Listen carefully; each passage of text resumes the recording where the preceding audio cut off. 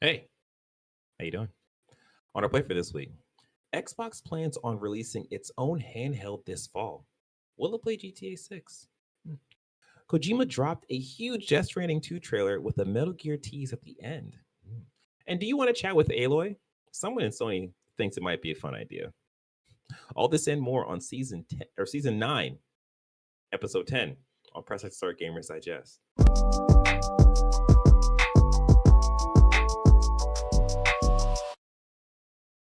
What's up, everyone? I'm your host, EJ, aka Sexy Bad Choices, aka the man that woke up the monster god just to square off with them. I'm here. I am joined by John M.F. Ross, what does the MNF stand for? uh, member of the Goro Pirates. Okay. Okay. Yeah. All right. All right. All right. Nice. I like that. I like that. All right. Now you know who we are. Press X Start Gamers Digest is a video news show that connects the most important gaming news from this past week into an hour-long meal just for you. We are live on YouTube every week when we can make it because life is hard. But listening to us is easy. Yes, it is. Yes, it is. Don't forget, you can support us by liking this video, subscribing to the channel, and hitting the notification bell. If you are listening, we greatly appreciate you leaving us a review on Spotify, Apple Podcasts, whatever podcast service you are currently tuned in on. Thank you. And if you want, you can join our conversation by joining our Discord at pressxnumber2start.com/Discord. All right. With that out the way, let us jump into the gaming.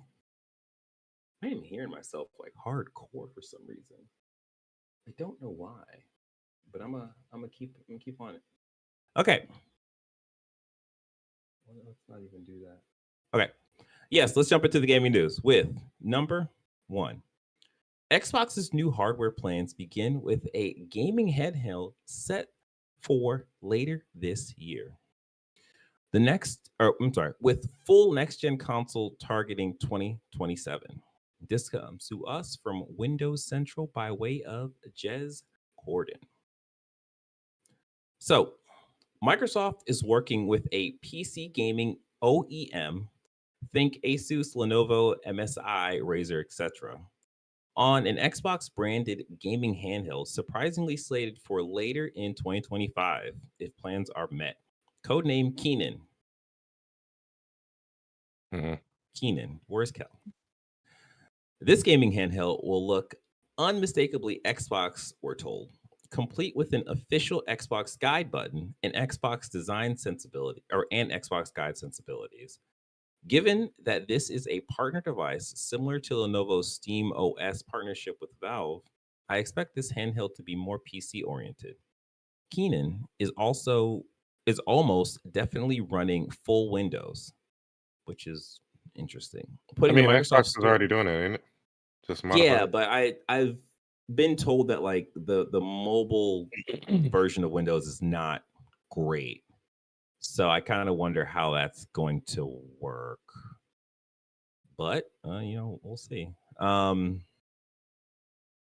Yes, putting the Microsoft Store and PC Game Pass front and center, alongside the ability to install things like Steam, which is cool.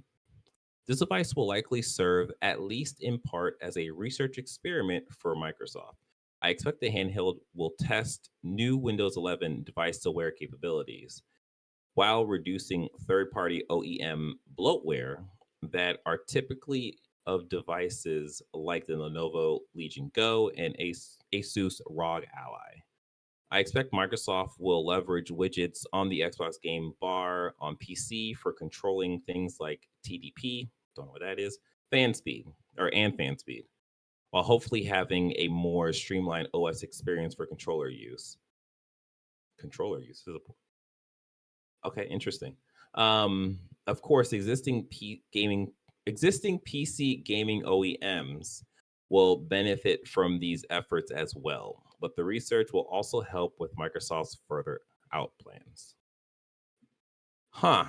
That's a lot of acronyms. I think that's pretty cool.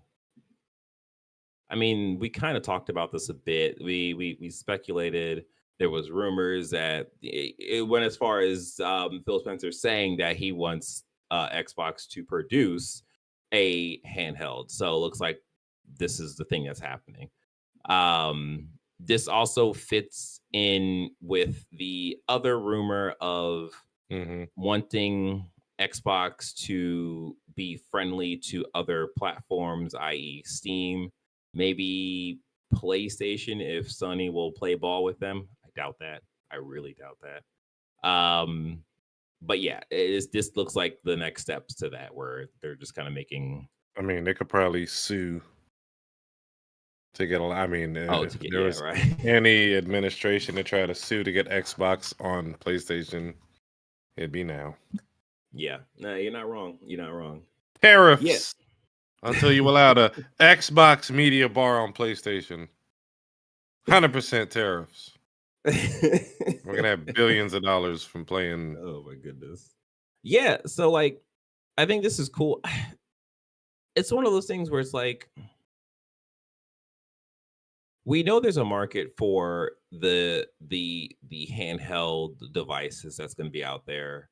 Yeah. At the start of the show, I made a little jab about will this run GTA 6? And I think those are the kinds of considerations that people were going to be looking at this thinking, because it's like, okay, well, if I'm an Xbox consumer, I have an Xbox probably Series X if I'm in the market of playing GTA 6.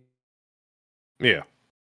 What is the power level going to be at with this thing? And if it can't, I guess if GTA 6 can run on Series S, if they make a downgraded version for that, it could probably run this handheld. But then I've also heard that we're not at the point where we can get like Series S levels of graphics on a handheld. So it's like we're kind of at like the PS4. I mean, what is Series S level of graphics? I don't know, man. I mean, it's spitting out 1080p. Yeah, right, yeah. I mean, your graphics can mean many things: resolution, polygon count. But also, if you have like the FSR or whatever, MLK, PL, DLF, SF, Malcolm X, whatever, all that good stuff. There you go, right? I mean, if you're skins isn't the word I want to say. Your textures, like computer skins. Yes, I understand. Granted, they're not gonna be doing that with GTA, but I mean, like, if your textures are done right, it can make the game look like magic. I mean, you have resolution, polygon count, and textures, and art style. Granted, GTA is where it's gonna be, but a handheld can put out some pretty good stuff. It's a matter of battery consumption and processing power. How much they want to spend. They just got to hit a sweet spot. Yeah, no, I totally agree. And I think the battery thing is going to be a big factor with this, because I know the Steam Deck was dinged for its battery consumption when it was first dropped. I think the newer Steam Decks has a better battery life. But then that also gets into like what the price tag is going to be for this thing, because the Steam Deck is expensive. So, you're going to have consumers again looking at this thing like, okay, well, I have a Series X, which was like $500. Why would I buy this instead of just going to get a full-on Xbox? I mean, what's the point of even buying an Xbox right now? That too. That's also a really good point. They're in a precarious position. Yeah, like they made this whole marketing push about everything's an Xbox. So I was like, okay, well, if everything's an Xbox, my current Steam Deck is an Xbox. Thank you.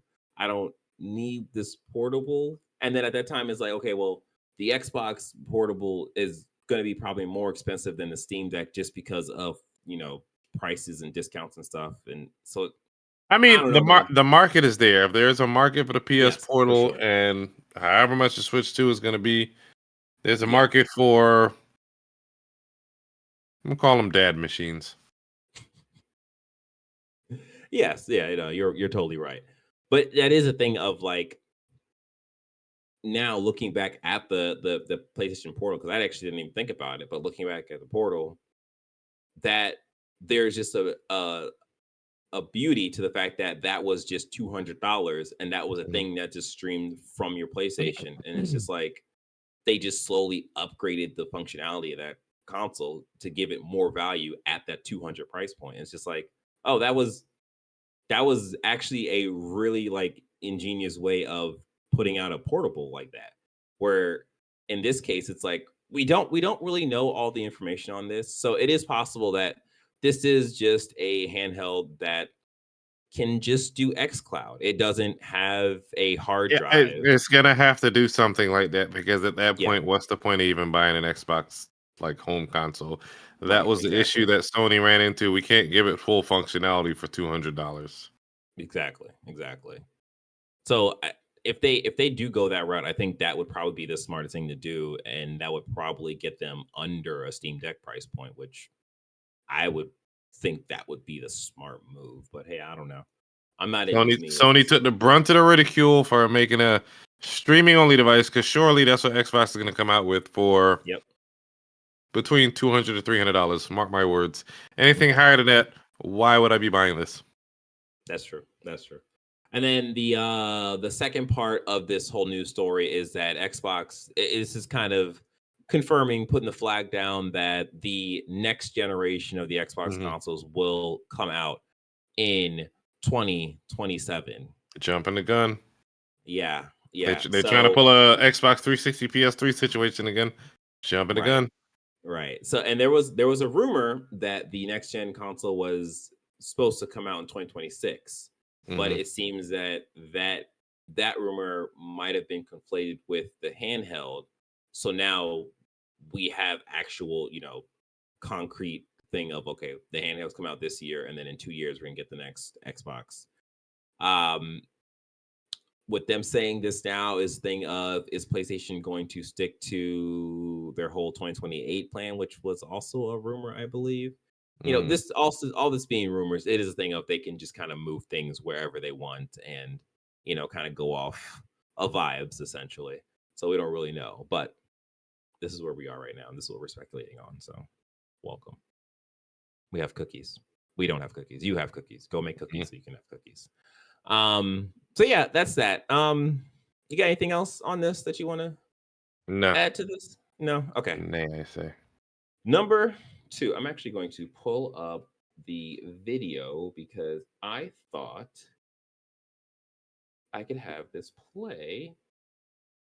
Actually, hold on.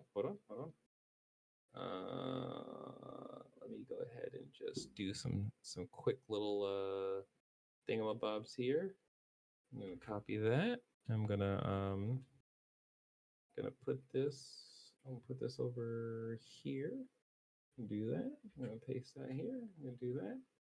I'm going to sign up for your age. Oh my god. YouTube, you're just the worst. Number 2. Epic Death Stranding 2 trailer reveals release date, new gameplay, and some serious Metal Gear vibes. This comes us from IGN by way of Wesley Inpool. Did you see this trailer? Yeah, I wasn't gonna watch it at first. Why? Oh, to be surprised? Yeah, because I feel like most trailers give you a lot of the good stuff. And granted, this is going to be a however many hour game, 30, 40, 50. But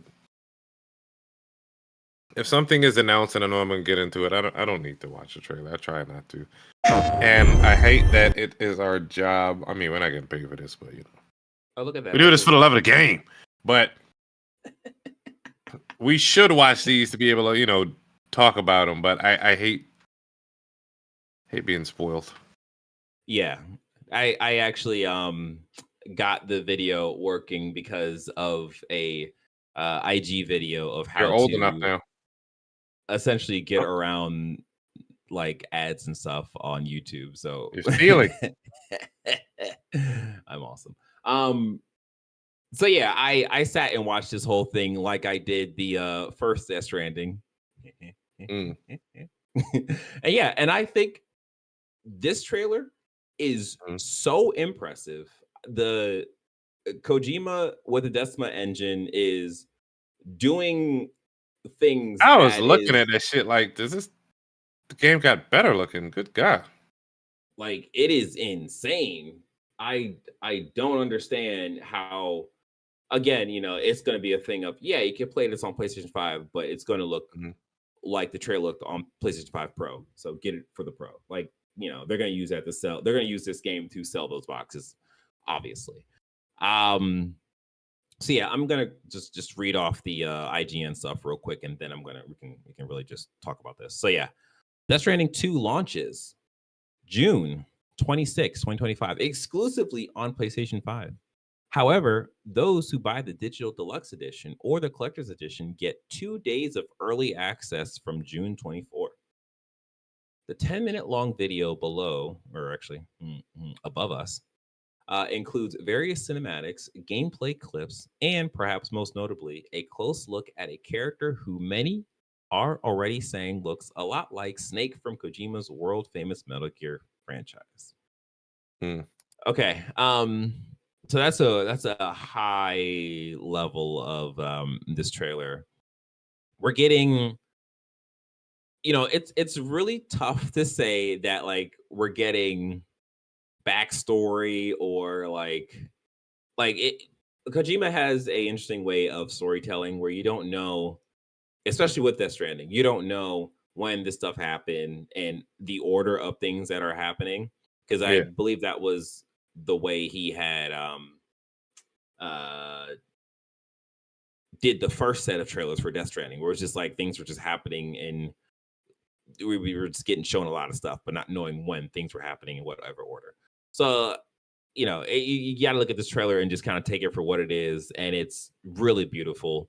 In our Discord chat, you could join our Discord by going to pressx2start.com/Discord. We'll take you to our Discord. We were talking about this trailer in there. Marcus is head over heels for this trailer, and I understand that. The thing that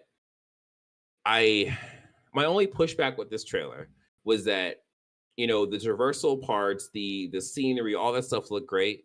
But then when he got into combat, it kind of felt like Kojima was kind of showing a lot of combat.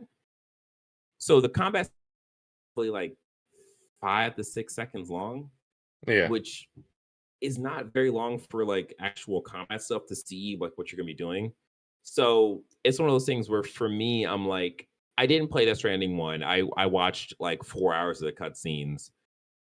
I found the story interesting. I just didn't think the gameplay of walking would be fun enough for me to invest. And this, apparently Kojima's supposed to be adding more like actual like shooty third-person shooty gameplay into it. So like I feel like I'll be picking this up and actually playing the game. Versus, You're not allowed to. You're not allowed to do that. But I'll come over to your house and slap the disc out your hand. You're not allowed to. You better pull it up on YouTube, bitch. What if it's digital purchase, Sean? What will you do? I'm a slap the last digit out of your hand, like. I'm gonna delete your credit card off your PlayStation 5. But yeah, again, there's a lot of stuff that's happening in this trailer, and all of it's just like, WTF, what is going on? No, it looks par for the course. Yeah, pretty much. I was gonna say nothing like, about this looks confusing. Right? Yeah. It's cool. Like I'm. So here's the thing. I'm trying to vamp because I want to see all of this trailer, but that's also a time sink. So I might just skip to the kind of end portion just to show. Okay, so there's some gameplay. There's some gameplay. And you see how quick it happened. So it's just like, it looks about the same as the first one. So I mean, like, oh, I hope it's improved. Like that's my main worry, because it's just like I like everything they're showing. I think it looks cool, but if the gameplay isn't there, it's just like, all right, well, I mean, he's not a retired grizzled army vet. He's a goddamn delivery person. Like, I don't know if you want the combat to really be. I just she got two right hands. I just want it to feel good and be like I want it to be enjoyable but not feel like a chore. And that's the thing of I say all this to also say that I did not play the first one. So I don't have any real bearings on what it actually felt I like feel like it in Death was in the Stranding. damn PlayStation Plus. I'm gonna hit you. Oh no, it Let me is. see. It is. Hey, Go hey. fucking play it, DJ. Sean, Sean, you should know. You should know. I downloaded the game. It's on my console right now. I live a very confusing life. It's just Gundam is just it's all consuming. It's all consuming. I just Okay. it's hard to live sometimes, but I make do. Look, you beat Monster. We'll get to it. So yes, this is Death Stranding 2. So I'm gonna jump to the end because I want to do the whole Metal Gear Solid thing. We're gonna skip the Megazord part. Are we gonna skip the Megazord? Wait, but what's our time looking like? You know what? No, we'll let it play. We'll let it play. Are you excited for this, Sean? Yes. Yeah. What was your go ahead. No. I was gonna say I'm just as excited as I was for the first one. I don't know what the hell is going on, and I'm just happy to be here.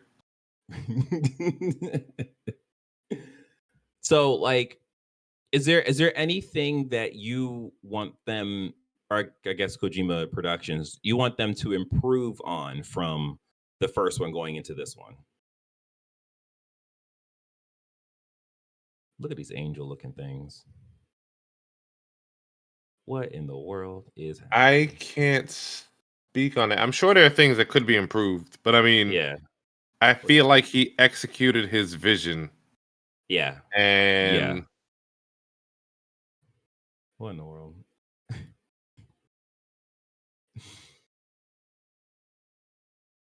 Nah, I can't really say there much of improved. I mean, it was an Yeah. open world game, and it's about walking and traversing the world. So I mean, like, Yeah. maybe your only main gripe is like how much you got to walk, but I mean that's the point of the game. So You're right.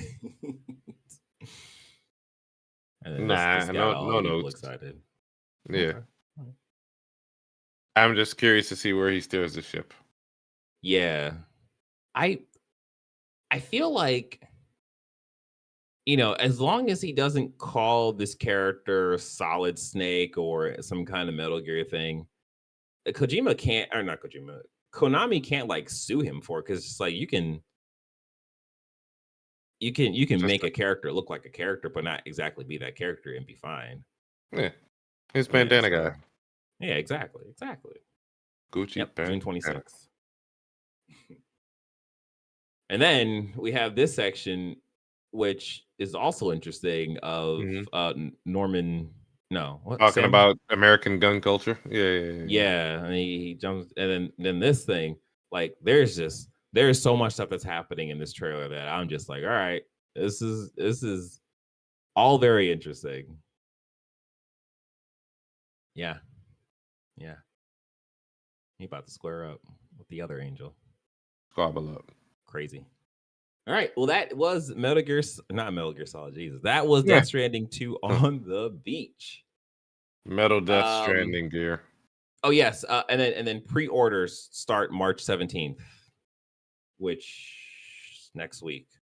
So yeah, that's cool. I think that game is probably, based off of that trailer, is probably going to be in the runnings for Game of the Year, just off of vibes and how. Like a dragon can never catch a goddamn bird. That's what I got.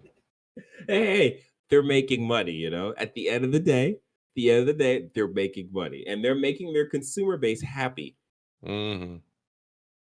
One day, the Project Sentry, that the next Yakuza game they're working on, that's gonna be the one. Watch a new Zelda release on the same year. Oh, jeez. Okay. Number 3. Oh, we're on number 3. Dang.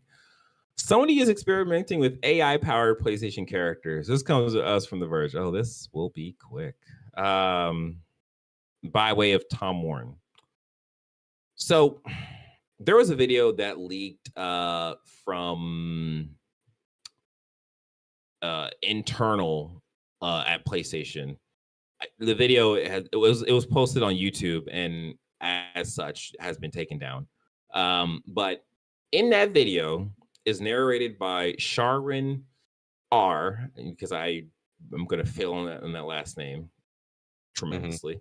A director of software engineering at Sony Interactive Entertainment, who works on video game technology, AI, computer vision, and face technology for Sony's PlayStation Studio Advanced Technology Group. I said technology way too many times in that one sentence. Yeah. We watched Mr. R demonstrate a AI-powered version of Aloy that can hold a conversation with a player through voice prompts during gameplay.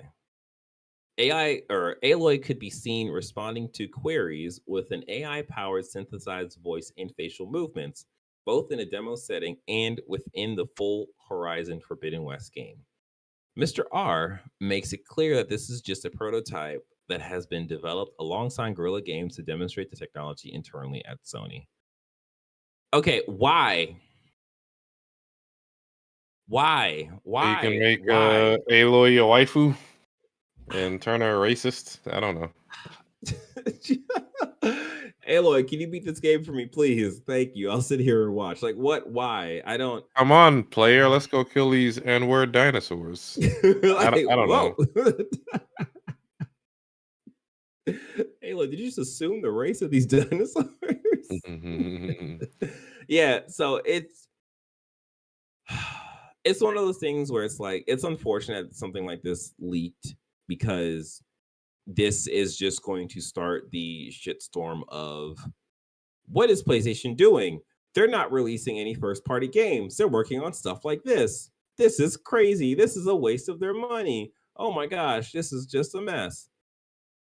And I mean, like, we don't know if this is going to speed up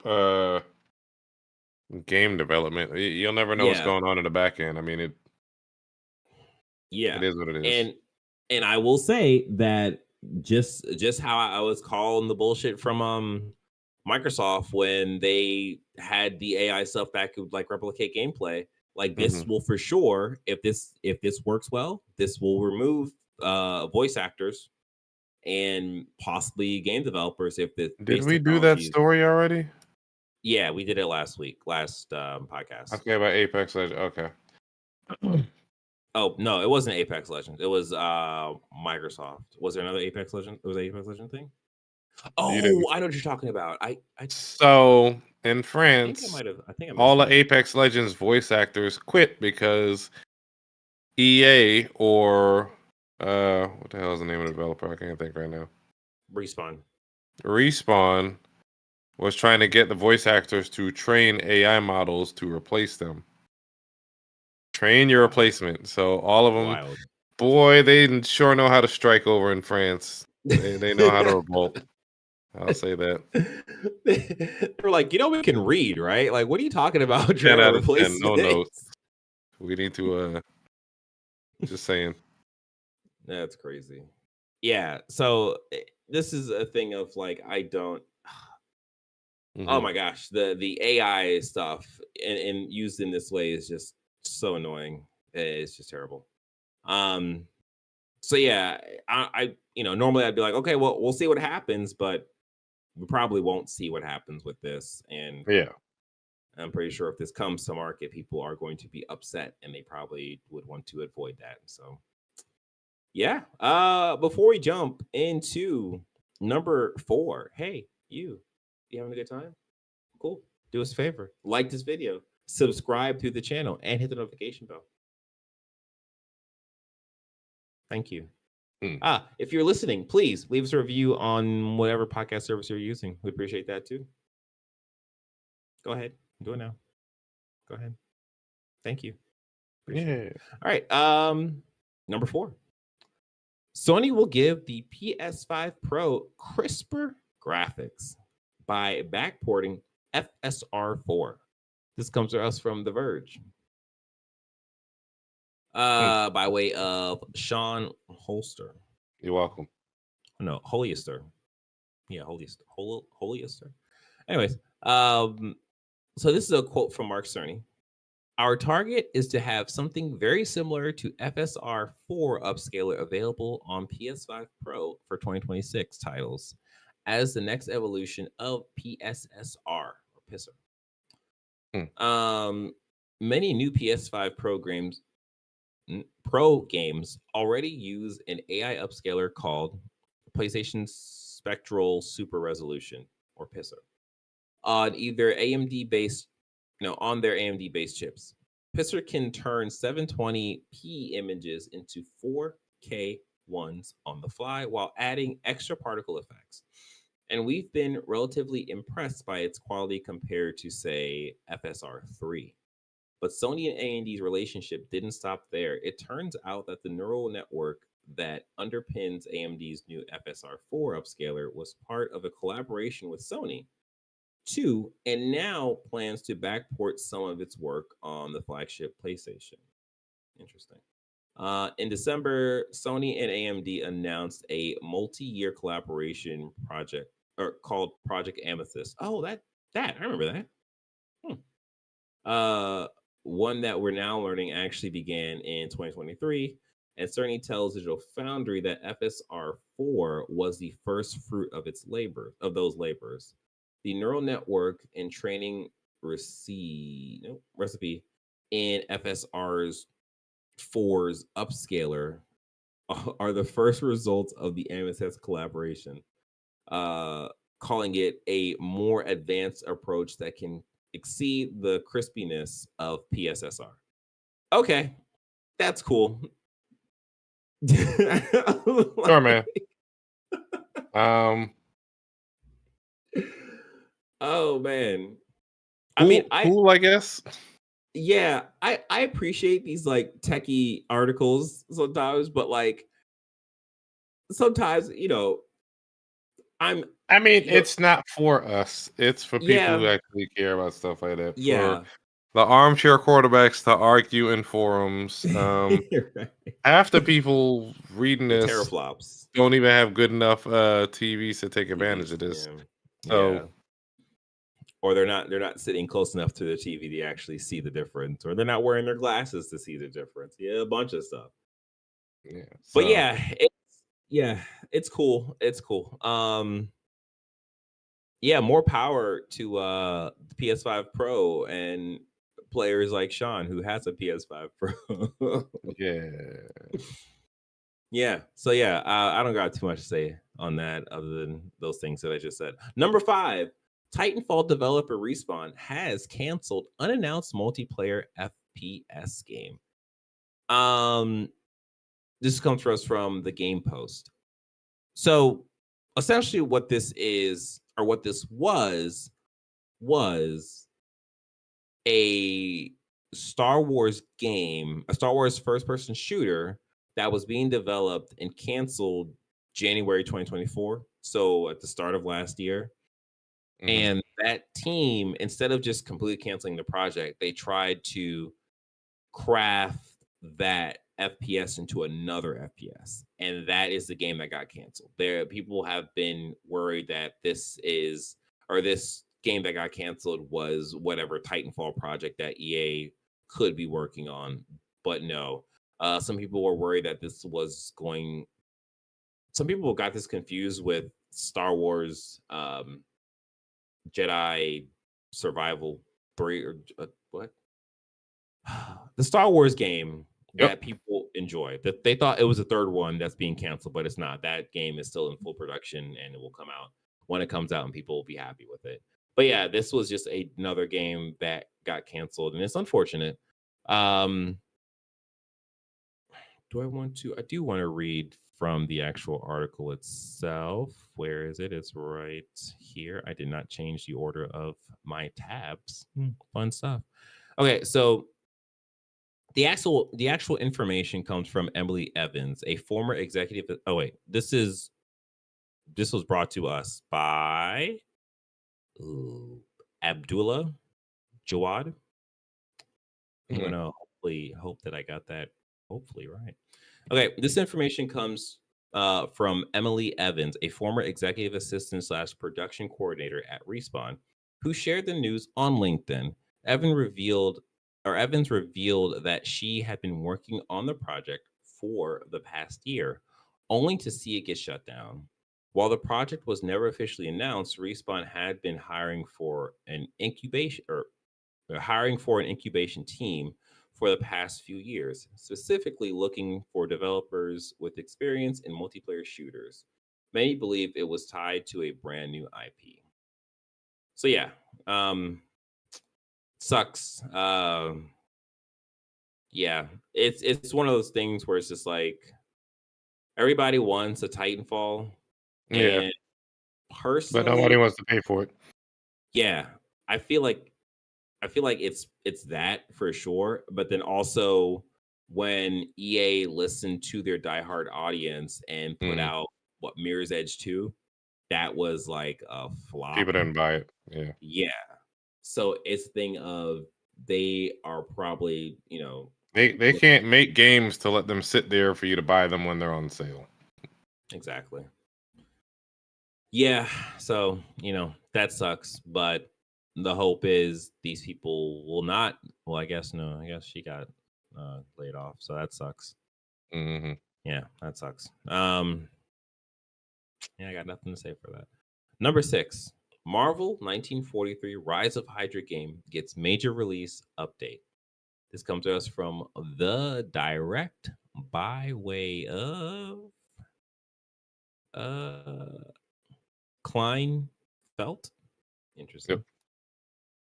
Yeah. So, okay, also take this somewhat for a grain of salt because in an exclusive conversation with the directs Russ M at Multicon in Los Angeles, Mm. Marvel's Marvel's 1943 Rise of Hydra voice actor Harry Ka- Payton. Kari He was in Payton. Walking Dead. Oh. He was the king, whatever the hell, with the fake dreads and the tiger. Oh, yeah. Oh, Come on, man. wow. Come on, man. I didn't know that was his name. Mm. Names, difficult. Um, Gary Payton revealed a release window for the game before an official announcement. When asked about the upcoming title, Payton, who plays a version of the Marvel's hero Black Panther, disclosed that they are still working, but are thinking it will see the light of day around Christmas. So,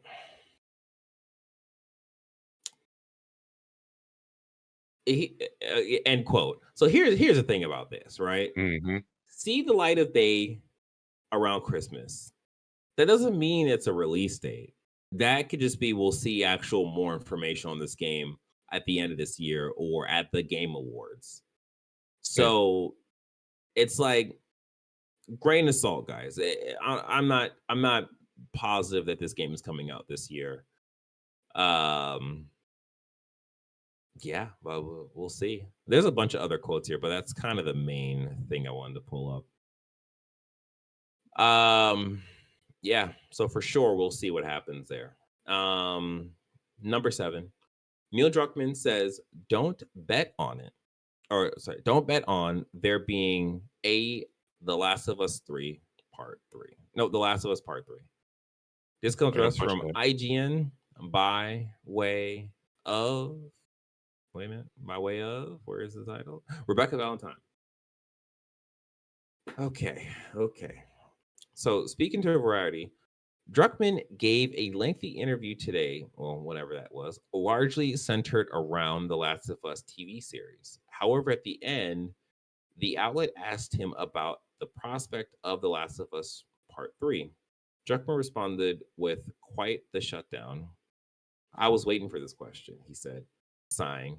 "I guess the only thing I would say is don't bet on there being more of The Last of Us. This could be it." End of quote. So it is a thing of there's a couple possibilities with this, right? Yeah. One, he could just be like, man, look, I'm tired of Last of Us and I am like actually done. That's one possibility. Second possibility is he's like, well, Last of Us Part 3 could happen, but it could be in HBO in the show and not as an actual game. How do you feel about that? And then the third thing is he could just be lying. He could just be lying. So, like, it's tough to say because like when we were talking about it in our Discord chat, hey, you can join our Discord by going to pressxnumber2start.com/discord, and it'll take you to the conversations that we have, so you can join our conversations. But yeah, in the Discord chat, Marcus made a point about, he mentioned how he had other stuff for Last of Us 3, and so it's just like, all right, well, if you got stuff, I'm pretty sure Sony's gonna be okay with you making the stuff, Mr. Druckmann. So it's like, oh, okay, what's happening? So, I mean, I can see after all the initial hate and all the vitriol surrounding Part 2 why they wouldn't want to touch it again. Like, people are in love with their characters, and they don't want to see anything. Like, where would they go with the story for one?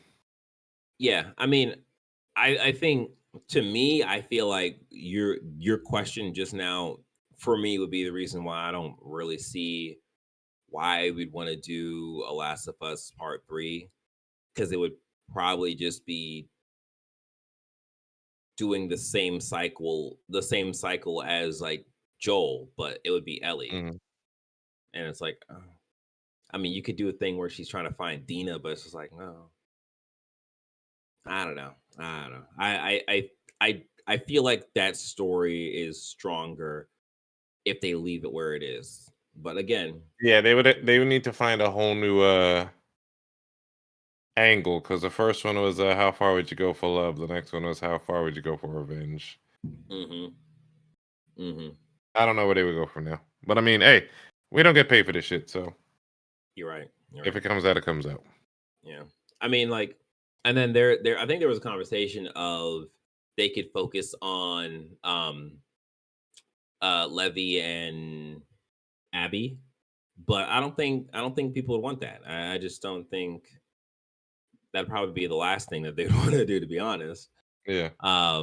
So yeah, it's the thing of like, all right, well, we'll see. We'll actually see this time, because if he has something in the show, we'll see it in the next like 3, 4, 5 years. I don't know, man. Stuff takes forever. But yeah, I got nothing there.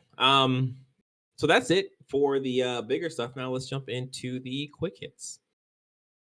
Number 8. Indiana Jones and the Great Circle release date for PS5. This is a leak from Bilbo Kuhn from deallabs.com. So apparently the release date will be April 17th. The standard edition will cost $70. And then there will be a premium edition that costs $100 and will allow you to play the game 2 days early. I pray none of our followers fall for this 2-day early bullshit. They're doing the same thing with Forza Horizon. Yep. I mean, like, that's what they did with Starfield. Yeah, that's what they did with Starfield. Like that is their 2 days early for a game that's already out. Yeah, on Xbox, especially the game you can get on Game Pass. So it's just like, all right, you must really like this game to spend the extra money on it when you can just wait literally 48 hours and play the game with your subscription, whatever. But yeah, and then pre-orders will launch on March 25th. When is the pre-order supposed to be for Death Stranding? March 17th? I guess. Okay, so maybe they're okay. Oh, this shit is stupid. I'm over here trying to put stuff together. I don't think anything's happening at the end of March. You know what? So no. So apparently there was news. There was a news story that came or that was like a leak about Marathon accidentally leaking like DLC stuff with the pre-order supposed to be like the end of March. And there was talks that the reason why Marathon didn't show up in the last state of play was because they're supposed to be doing something separately in April. But it kind of feels like for some reason all of these games, the pre-orders are starting around the end of March. So I wonder if there could be like a showcase of some sort at the end of March that's just like, hey, you can pre-order all these games. Because that feels so weird We'll see. Yeah, that just so it feels so weird that the end of March has like 3 big games that you can pre-order, or big-ish games, I should say, because I don't know how big Marathon's going to be. But yeah, as Sean said, we'll see. Number 9, Starfield will get exciting things later this year, says Bethesda. This is from WCCF Tech. Essentially, they are just saying that they have surprises ready for the end of this year. It's going to be the PS5 edition, guys. Probably paired with some kind of DLC where they could argue why you want to spend $70 on this, or the premium edition will be $100, probably like Indiana Jones, where you can play 2 days early or whatever. So yeah, I'm pretty sure that's going to be what that is. Did you try Starfield? Say what? Would you try it again? No. I got No Man's Sky. I literally got that at home. I think it's also interesting to see that they say later this year, but they don't specify when, I think it's because of GTA 6. I mean, everybody's gonna get the fuck out of the way. Exactly. So yeah, that is it for the quick hits. Now let us talk about the games we've been playing. Sean, what have you been playing? I've been swashing and buckling all over Hawaii. So apparently, just froze as you were all over Hawaii. How dare! Oh man, let me do. We can't. Apparently, Like a Dragon, Yakuza Pirate in Hawaii. Such a unique name. I'm sure I'm saying it wrong. And they only have 5 chapters. However, I have kind of like went left and started doing all the side content. So I'm still in chapter 2, even after 40-ish hours. Okay. So I've done all the like they call them devil flags. There's like this group called the devil flags where you're supposed to try to get some treasure. So I've defeated all the devil flags. I'm doing all the Coliseum ship battles. Done a bunch of the bounties. They have a bounty system in there. I'm trying to get all the treasure. Once I'm satisfied that, then I'll go back to the actual story. Okay. So I say I probably have another 2 to 3 weeks for this, maybe. Oh, okay. All right. So that's what that's gonna be your March game then. Because what comes out after that? The Claire Obscure Expedition okay. 33. Yeah, but that's at the end of April though, so I'm sure something free will come out. Like I might look at Veilguard for like half an hour and then delete that shit or something. I don't know. We'll see. I'm feeling all the best. Feeling adventurous.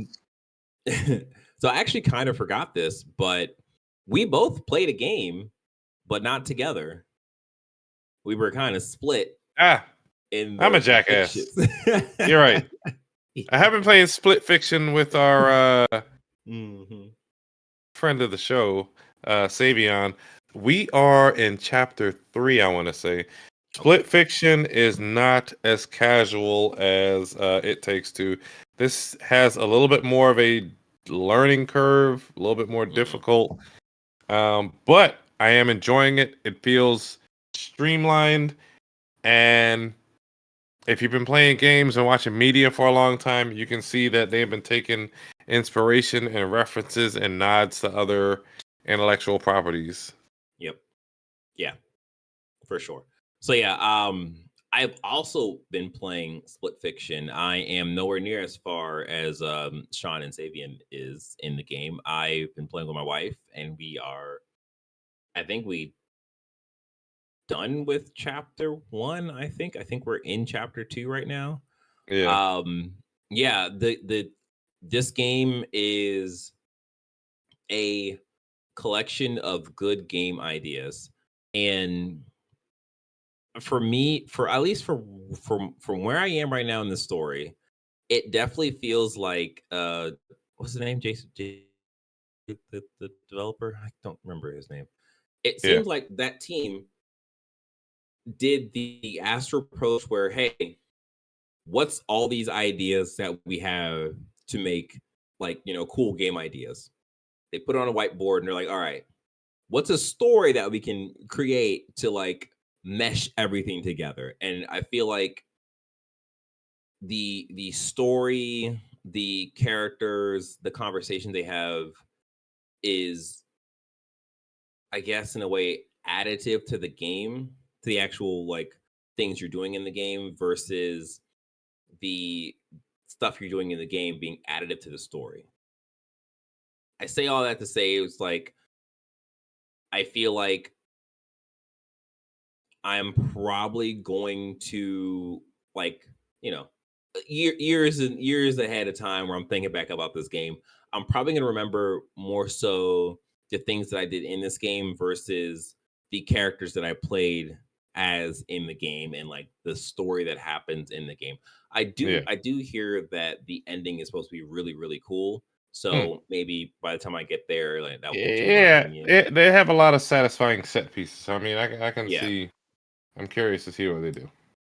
yeah, for sure. I think this is going to be because like my my main hangups about the game right now is just I feel like there's certain places in the game where Hmm. the direction's not great in terms of where you're supposed to go, or like these things are supposed to be marked in yellow, but most of the scene is kind of an orangish, and so you don't really it doesn't really pop as easy as you're supposed to, or whatever. Yeah. But other than that, I've had a good time with the game, and it's really fun. So we will continue playing that. So next week we'll have more on that. The game that I've been mainlining on has been Monster Hunter Wilds. I beat the main story, and a Monster Hunter game is a Monster Hunter game where you beat the story and it's just not over. There's a lot more things to do. More monsters just come out because I beat the God Monster, and Mm. apparently it was just preventing the other monsters from coming out or whatever. So kind of restarted the ecosystem or whatever. So the Monster Hunter Wild did a thing where the story is pretty okay. I think the characters are cool. I think the things that the characters are going through is interesting. Um, the main character Nata is like this little boy that was pushed out into the unknown world by his family to save him from being eaten by this like Damn. freak dragon, and Mm. then somehow he ended up sort of like on the other side of this continent. I don't know how that happened, but whatever. He survived that.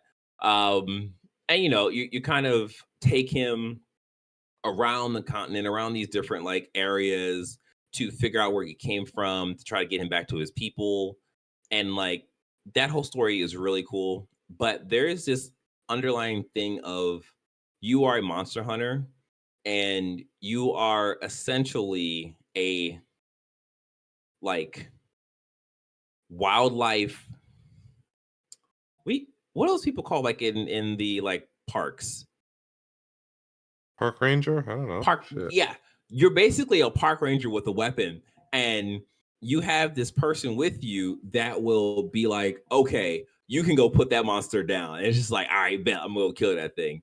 And it is a thing of every big moment, your character will look Mhm. at your handler, essentially. Her name is Alma, and your character will wait for her to be like, all right, go get him. And then you just do like little cool, like, I'm about to go beat this thing up. And at the very, very end, you don't even, like, things are so hype, you don't even worry about Alma being like, yeah, go get him. You're like, this is my job. I'm taking this thing out right now. It's so cool. Like, this game is so hype. I think I put in the Discord chat, like, the hunter that you play as is essentially a Goku, where anything that's like really tough, like really hard to fight or whatever, your character's like, I want to fight that thing. I want to go beat that thing. So it's really cool. It's a lot of fun. It is Monster Hunter, so it's a thing of, this is the easiest game to get into. If you are interested in Monster Hunter, I would say for sure pick up Wilds, because there was a few times where I was just like, oh, this fight is kind of hard, but I had my multiplayer thing turned on, so I would automatically have people come into my matches to help me fight these monsters. So it was a thing of, I mean, I could have turned it off and just do like 1v1 the monsters and make it like a harder experience for myself. I was like, no, I just want to play and have a good time and do cool things. And that's what I did. And I had a good time and I did cool things. So yeah, it's definitely really cool. It's really fun. There's points where it's really pretty. There's points where it's kind of not pretty, but yeah, it's Monster Hunter. I would give the story probably a solid 8 by itself, but I think the game itself is like a 9. Gotcha. Yeah. So yeah, that's that. I still need to go play Wild Hearts. Yeah. Like, looking back, I think, looking back, I think Wild Hearts has the better gameplay systems, because the little like origami wood stuff that you can build, all that stuff is super cool. I think that stuff was more impactful than the different weapons you get in Monster Hunter. And I say that probably because like the little stuff that you can build in Wild Hearts is just a newer system, whereas the weapons you get in Monster Hunter, it's like, oh, you get a hammer, you wind the hammer up, you hit the big thing, and it does stuff, and it's just like, that's cool. But yeah, I definitely would tell you to try Wild Hearts. I feel like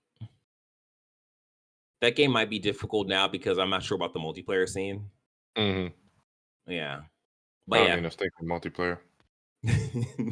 I'll do it myself, or I'll rope you into it. Yeah, that's true too. I can just download it, you know. Instead of me playing Death Stranding, I could play Wild Hearts. You know what I mean? Yeah, there you go. All right. Well, that has been it for the Press X and Start Gamers Digest podcast. No, news show, right? That's, podcast news show. We hope you enjoyed this episode as much as we enjoyed making it and talking about all the crazy things that's going to be happening currently and in the future. Don't forget, you can subscribe to this channel. You can hit the notification bell and hit that like button in that order, or whatever order you want to do. That's fine.